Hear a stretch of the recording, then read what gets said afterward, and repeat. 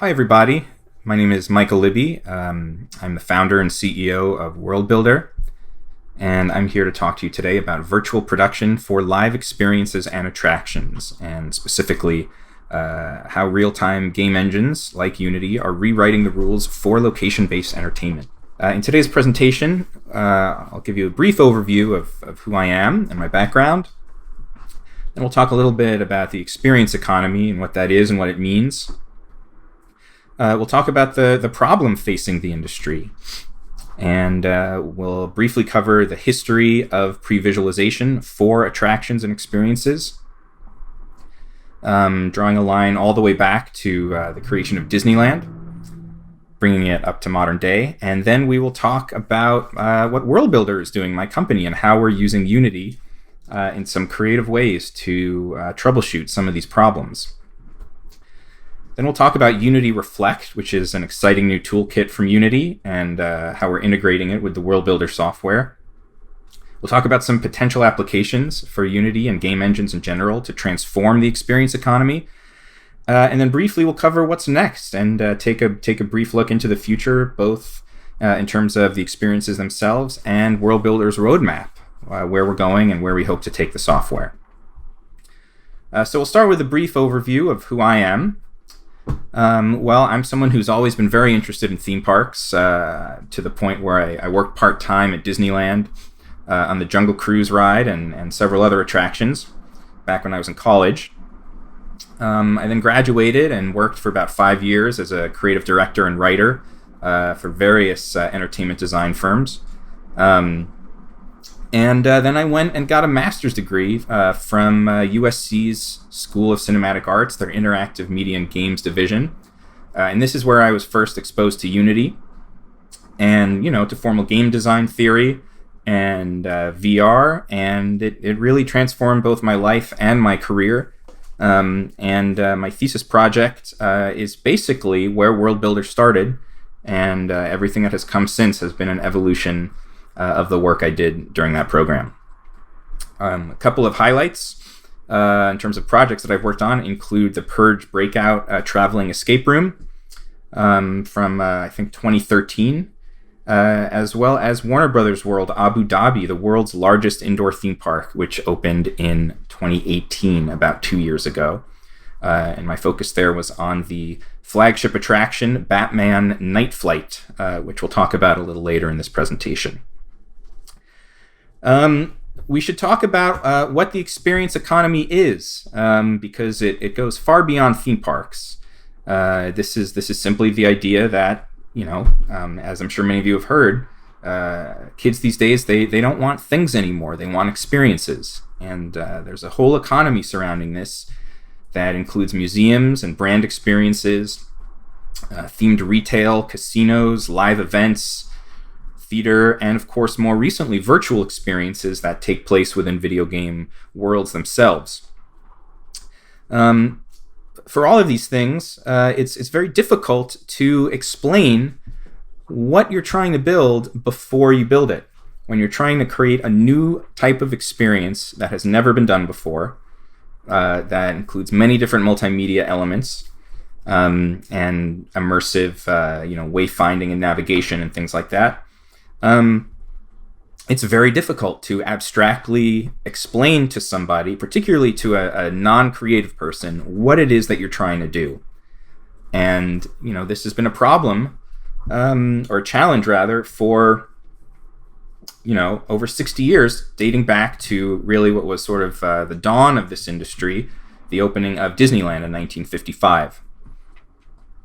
Now, there, of course, have been other location-based experiences prior to Disneyland, but Disneyland is the one that really formalized the medium and kind of kicked off this new wave of thinking about going to a destination and having an immersive experience. And Walt Disney had to convince investors that he wasn't crazy and that this was the right thing to do, and to explain the concept of Disneyland verbally to somebody before something like Disneyland existed, was quite the challenge. So quite famously, he sequestered himself with one of his best artists named Herb Ryman, and over the course of a weekend, he verbally explained, this is what I have in my head, and I want you to draw it. And Herb Ryman came up with this illustration, which is actually remarkably similar to the final park that was built. But this piece of art was incredibly key in presenting the concept to potential investors and really communicating what it is that they're trying to build. So again, this has been a continuing challenge, and there have been various ways of pre-visualizing location-based entertainment experiences over the course of the years. Here's another shot of Walt Disney using models and miniatures for the Matterhorn Mountain. This was probably a photo from around 1958. And models and miniatures are a very effective way of showing people exactly what the plan is, what you're going to build, how it's going to look, how it's going to be painted, how it's going to be lit, what the scale is going to be. And this was a tool and technique that Disney used to great success for many years. You'll also see in the center there a photo of Ron Toomer from Arrow Dynamics, taken about in 1991. Arrow is a roller coaster company, and in order to start experimenting and visualizing roller coasters that they were going to build, Ron Toomer would, I kid you not, take a coat hanger and bend it into the shape of a loop and into the shape of the track that he envisioned for that particular roller coaster layout. Quite crude by today's standards, but it was effective in starting to communicate exactly what that roller coaster track was going to look like and how it was going to hug the landscape of the site that they were going to be building on. And recent developments, including game engines, have allowed for some more sophisticated pre-visualization. Disney now has this thing called the Dish, which is a digital immersive showroom, where a user can stand or sit in the middle of this projected volume and walk around and move through an environment, and again really get a good idea of sight lines and scale, cinematic reveals as they walk into a new area, timing of various show elements. So over time, these pre-visualization techniques have gotten more sophisticated, but they've actually struggled to keep up with the advances in sophistication of the attractions themselves. Modern attractions and experiences are just these incredible amalgamations of multimedia and architecture and engineering and theatrical storytelling disciplines, and they all need to work together seamlessly to create an immersive experience where the guest can actually suspend their disbelief. And this is an increasing challenge. And according to a recent report, over 20% of construction projects run over schedule, and over 80% of construction projects run over budget.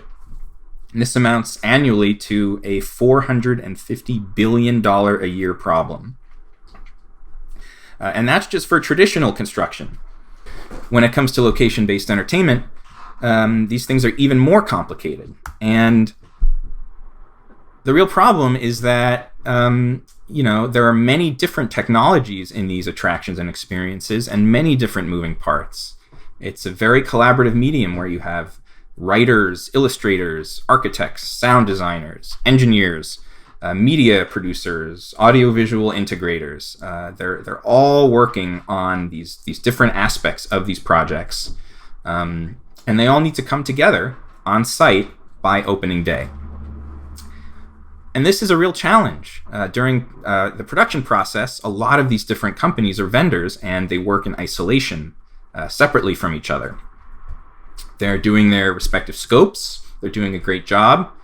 But then when everybody descends on site into the field where they're actually building the thing, the construction phase often reveals some very expensive mistakes, where these things don't come together as planned, and concrete has already been poured, and all of a sudden you're faced with some very expensive change orders.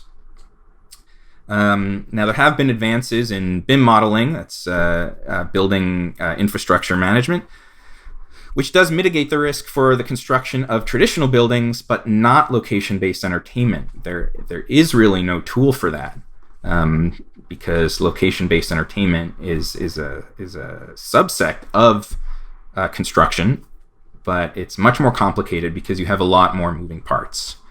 And specifically, for most of these location-based experiences, what you're actually experiencing is a timeline of events, a series of triggered events that have been pre-programmed to happen at various different times. So an example of this would be the Batman Night Flight attraction that I mentioned earlier, which opened at Warner Brothers World Abu Dhabi in 2018 and is the flagship attraction there. And here's a photo of that ride. And as you can see here, this is a very complex attraction with a lot of different elements here. You're seeing some practical show elements. You're seeing, of course, theatrical lighting. You're seeing media screens. And you're also seeing media domes. These are immersive media domes. And on the left over there is the ride vehicle where 4 people will sit basically on the end of this mechanical robotic arm. And that arm will move to simulate flight. And that arm itself is on a track. It's moving throughout the facility. It's moving into these media domes where the vehicle will move and create some simulation moments. But then it also moves out of these domes and into some of these practical sets where show action effects are triggered, lighting cues happen, media is played back. And again, I can't stress this enough. All of these different things are being done by different vendors, different people, and often in isolation. And just to show you an example of some of the challenges here, take a look at this. This is a section view of one of these media screens. And you can see there's the tall truss on the left that's supporting the media screen. You're seeing that curved screen in the middle of the truss. And in the upper right is the projector that is going to be projecting the actual content onto that screen. Now here's the challenge.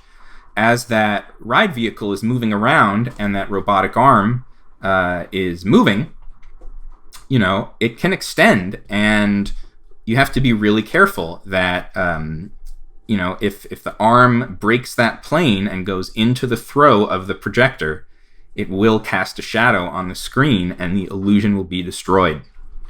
So this is really a dance. Where do you place the projector? Where do you place the screen? What is the angle of the projector throw? And how do you move the vehicle so that it doesn't get in the way of that projector and cast a shadow?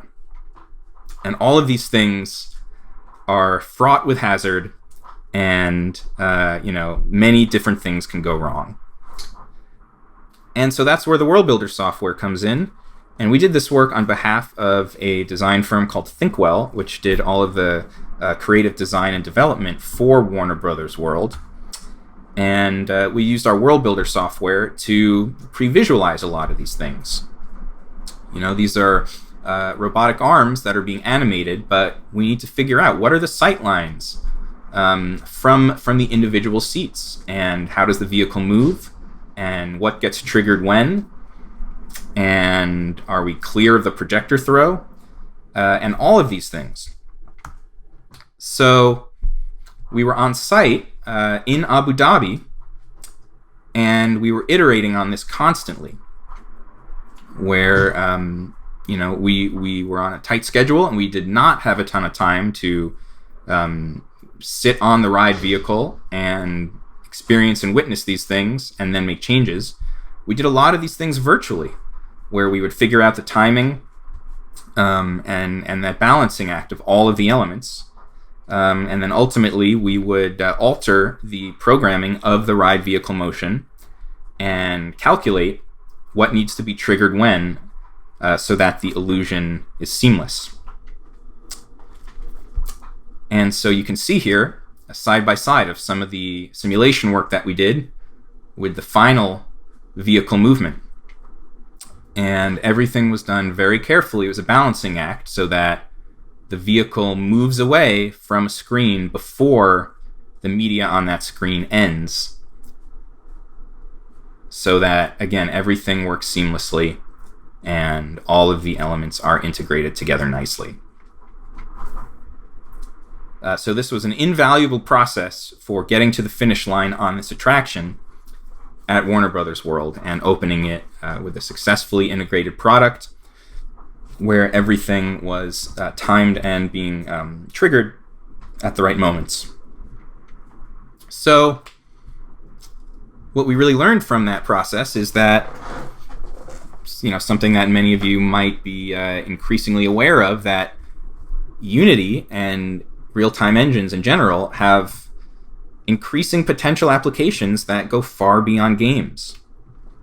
And what we've chosen to do with Worldbuildr is create a previsualization tool specifically for the show control programming of these location-based experiences. Now, this is software that is a professional caliber software.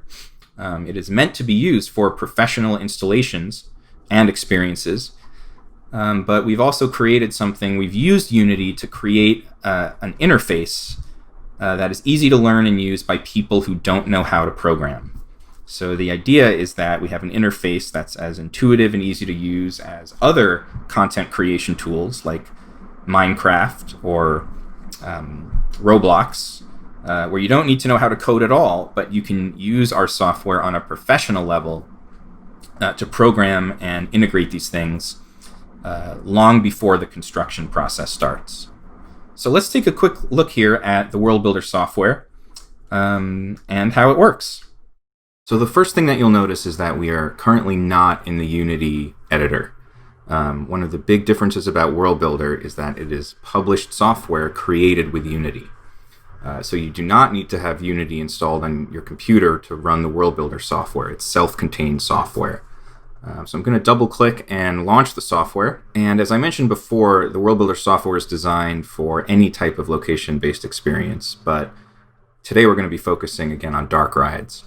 So once the application is launched, you're faced with this configuration screen.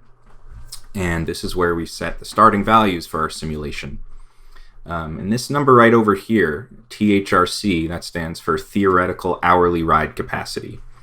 And this is the most important number for any attraction. This is the number of guests that can move through this attraction every hour. And this is a critical number. This is how many decisions are made based on this number. And let me show you a little bit about how the screen can be configured. Your dispatch interval here is the amount of time between dispatches of vehicles, just like it sounds. So right now it's set to 25 seconds. Every 25 seconds, we're going to dispatch a new fleet of vehicles.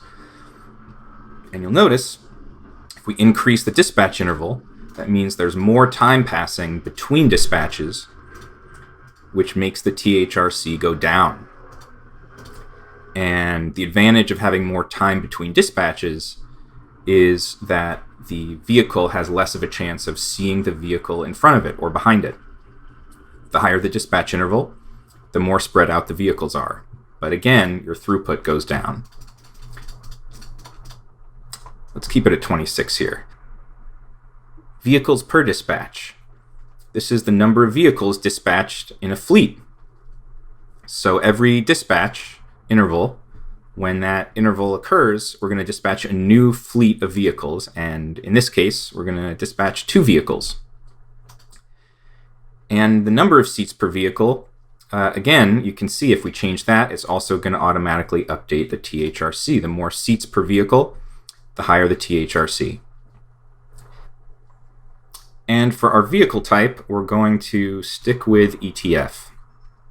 ETF is a Dutch company that manufactures some great ride vehicles, and they're some of my favorites.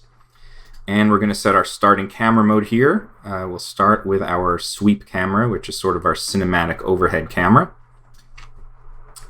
And we're going to toggle some options here.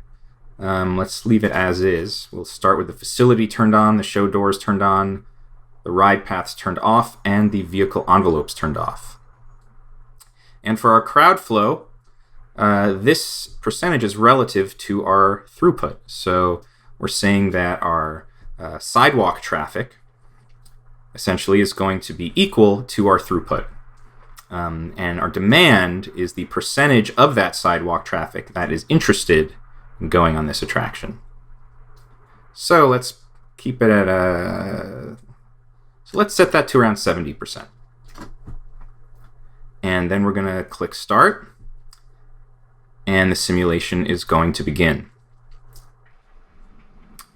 Okay, so now we've started our simulation with all of those starting values. We're using the ETF vehicle.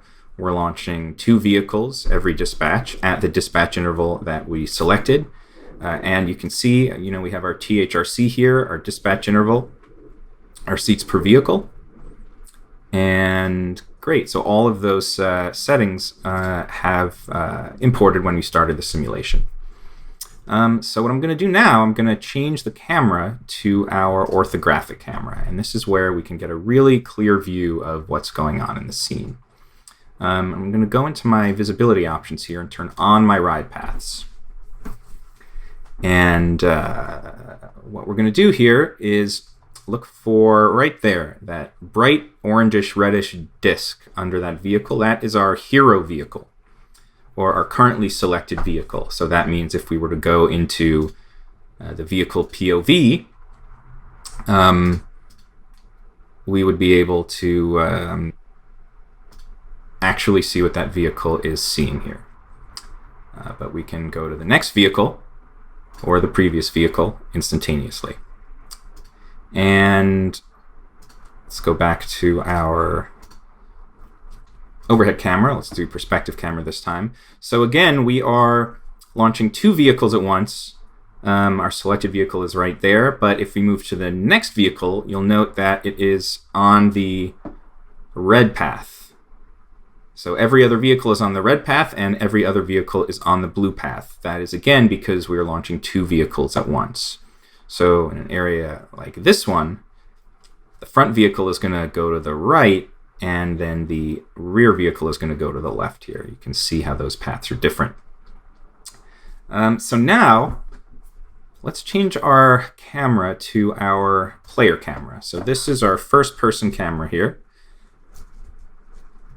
And we're going to move in, and you can see this is where we would queue up. And our queue would take us to the load station. Let's get a nice overhead view here. Great.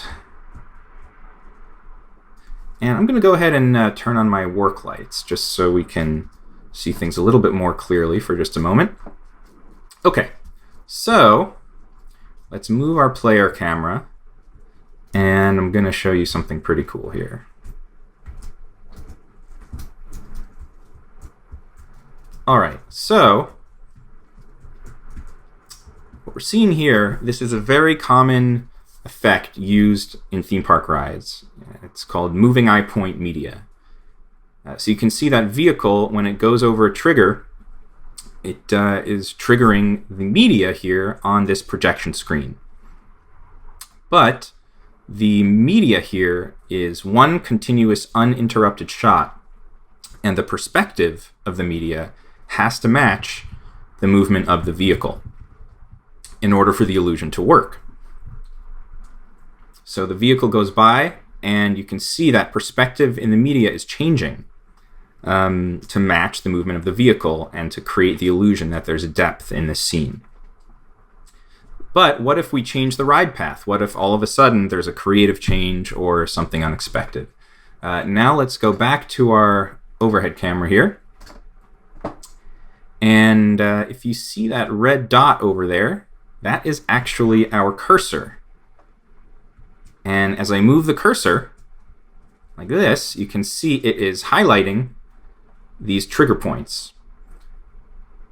And when these vehicles go over the trigger points, it triggers the various things that happen on the attraction. So I'm going to reveal my trigger cues here. So again, when this vehicle goes over this cue, it's going to rotate the vehicle 90 degrees over 5 seconds, and it's going to trigger this door to open. But then if we move to the next point, you can see there are triggers on, or various different types of triggers on different points on the path. And all of these can be edited right here in the inspector. So this is triggering a light to go on, but we can select a different light in the scene. And we can change the duration that the light is activated. We can change the fade in, fade out time, and we can change the delay. So if we make that change, it will then take effect for the next vehicle that goes over the path. So we can make a change here. For example, have this lighting cue trigger a different light. Then we can move into our vehicle POV mode, and we can see that change happen in real time. So let's go back to our perspective camera here. So now I'm going to show you something really cool. Okay, so let's scrub our cursor over here to where we left our player camera. Now let's switch back to the player camera. Great. So there is our cursor, and there are the trigger points. So let's say the ride vehicle path changes. There's a creative change, and they want the path of the ride vehicle to be different. Well, now the user, the creative person, who does not need to know how to code whatsoever, can go in and use this Worldbuildr interface, and we can pick a point, and we can just start moving that point on the path in real time. And we're actually going to be bending the track here. So we've just made some changes, and you can see the next vehicle that comes through the scene is going to automatically take that new path, and the moving eye point media perspective is going to auto-correct to match this new ride profile that we've created, and the length of the scene auto-corrects to stay the same.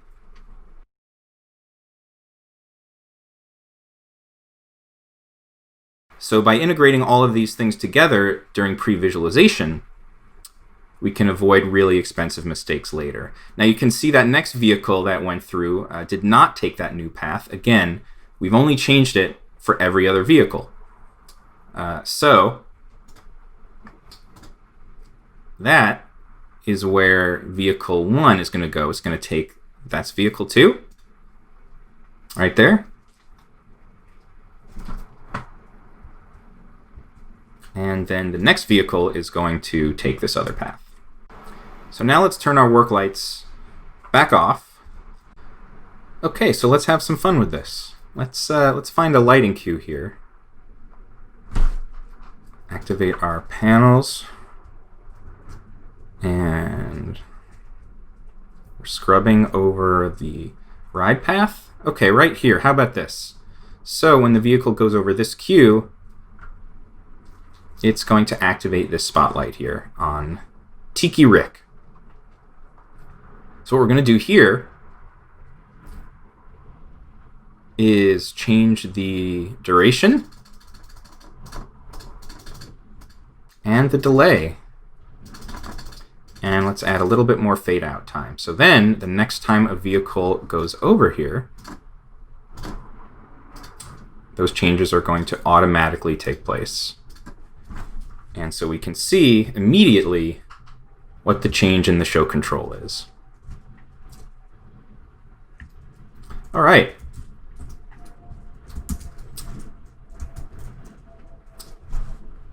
Now let's go back to our overhead camera one more time.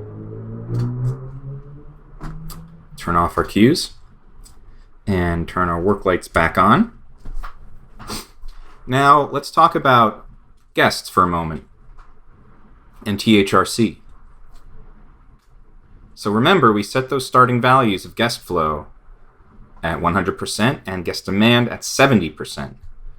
So that means the flow of sidewalk traffic is going to equal the throughput that we've currently set, and the demand, meaning the percentage of guests that enter the attraction, is going to be at 70%. So now we click on Spawn Guests. And you can see our guests are starting to spawn here. And let's go to our player camera here. And we can zoom out a little bit. And you can see that we're spawning guests at that THRC, and about 30% of them are just not interested.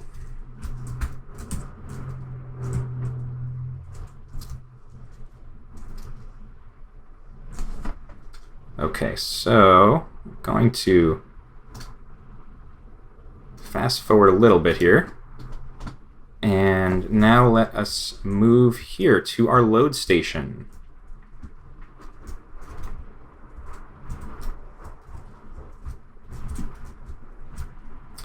And this is where our guests are queuing up.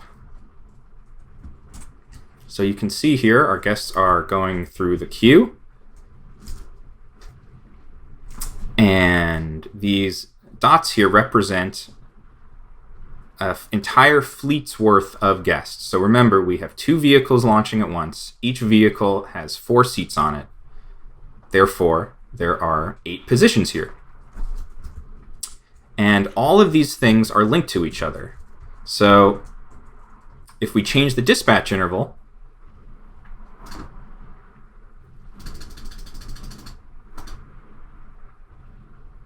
we saw the THRC go down. And what's going to happen is if the demand and flow values are unchanged, it's going to auto-adjust, and we're going to see the way that it affects the queue.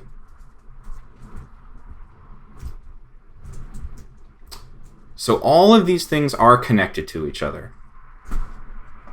The vehicle path, the perspective of the moving eye point media, the triggers for lighting and audio,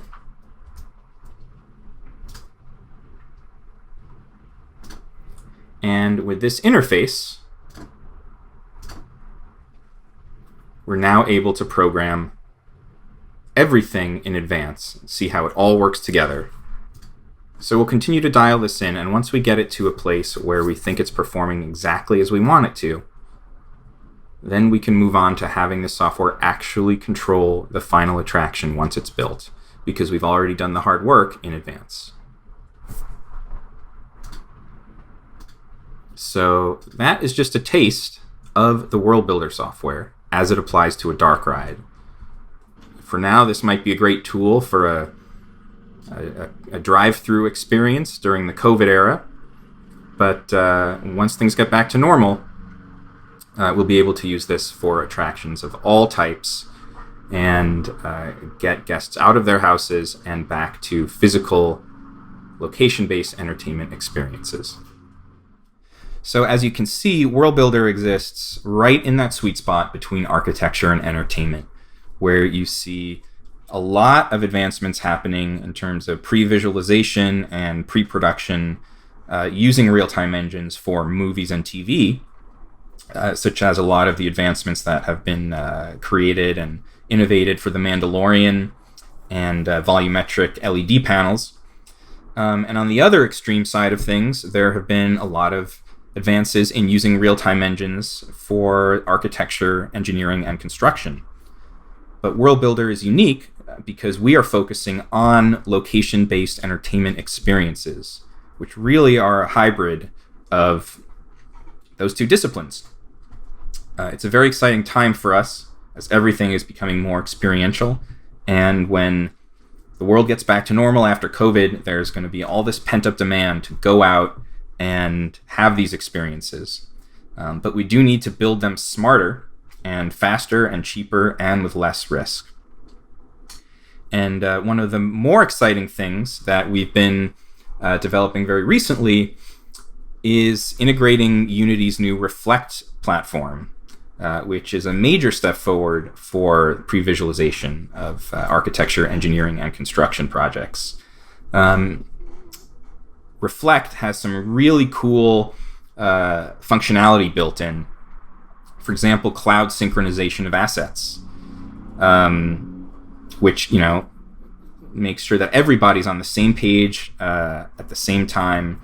Designers, investors, construction workers.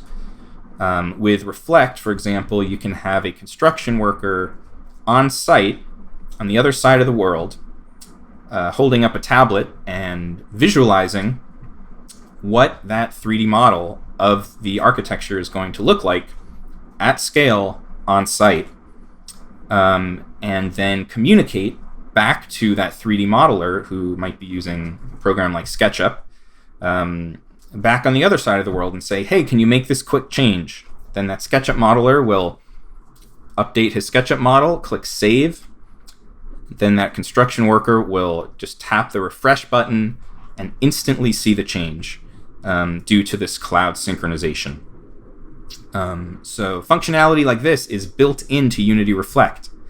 And we're very excited to be using these new tools and building off of this Reflect platform to add these new timeline-based entertainment triggering functionalities and pre-programming abilities. So this is really only scratching the surface. We've talked about more traditional location-based entertainment, things that you've already seen. But there's a lot to come, and things are changing.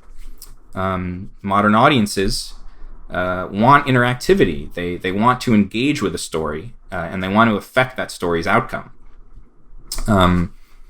There have been a few instances of attractions that utilize real-time engines. You have your Turtle Talk with Crush, which opened in 2004, which features a real-time puppeted character that is a rigged 3D character that is being controlled by an operator backstage, but really creates the illusion that people, and specifically these kids sitting up front, are interacting and talking with an actual character on screen. 4 years later, Toy Story Mania opened up, and this was also a milestone attraction because it is running on a real-time engine, and guests wear stereoscopic glasses, and they are firing these cannons at targets and getting points. So it really is like a shooting gallery, but the whole thing is real-time. None of the media is pre-rendered. And the scoring mechanics and the aiming and firing and collision, that is all being done in real time using a game engine. And then most recently, probably the biggest milestone was last year, Millennium Falcon Smuggler's Run opened at Star Wars Galaxy's Edge, which is a new immersive land at both Disneyland and Walt Disney World in Florida. And this is an incredible attraction from a technological standpoint, where you are actually piloting the Millennium Falcon, and several guests are controlling the up, down, left, right movement of the Falcon and actually flying it, while other guests are shooting lasers at TIE fighters and controlling the engineering. But this is all real-time media. And, this is really the first time something has been done at this resolution, this level of graphics. And none of this is pre-rendered. It is all real-time generated imagery. And it's all procedural based on the guest's input. Looking a little bit forward into the future, there's no reason why this can't be done on a larger scale, like a park-wide scale or even a city-wide scale. And if this software were to be used as an operating system, it would allow for data to be tracked between users. You could have RPG elements where you create an avatar for yourself and you're constantly being tagged with different data, and your character can be customized. Other performers within an environment or experience can, be given your metadata and customized dialogue to you. And even virtual queuing, where you can dynamically add yourself to a queue and get a push notification when it's your turn to board. All of these things are very exciting, and we're only scratching the surface, but expect to see some of these things happening in the next few years as the line between location-based entertainment and video games continues to blur. In terms of what's next for Worldbuildr, we're currently operating as a services company, but we are developing our product as a SaaS model, where every stakeholder, every user, every vendor on a project would have a license and a seat, and use it for design and iteration and communication. And then they would use it for the actual construction process, using tools like Unity Reflect, and AR that's at scale on site and things like that. And finally, post-opening, it is going to be an operating system where there is continual playback of all of the things that you have pre-programmed in the software. So it actually transitions from being pre-visualization software to actually being the operating software itself after opening day. So a few big takeaways here. I think really the biggest one is that game engines like Unity are not just changing the product of experiences and the types of experiences that are out there, but they're also changing the process itself, the design and production process. And using tools like this, we're really able to iterate on the creative, we're able to mitigate risk, and we're able to verify ROI, which are some of the most important things that you need when you're developing an attraction or experience. Another big takeaway is that these new attractions will have interactivity and customization, and this is not just a fad. This is here to stay. This is what the audience expects these days. And then finally, this idea of a digital twin, and the fact that as you develop a simulation, with the goal being that it will ultimately operate a physical installation, what ends up happening is that you create this digital twin as a byproduct of the process itself. So on opening day of your location-based experience, you also now have a digital twin that you had to pay no additional money for. You didn't have to hire anybody else to do. But now you have a virtual world version of the physical site that you have just opened.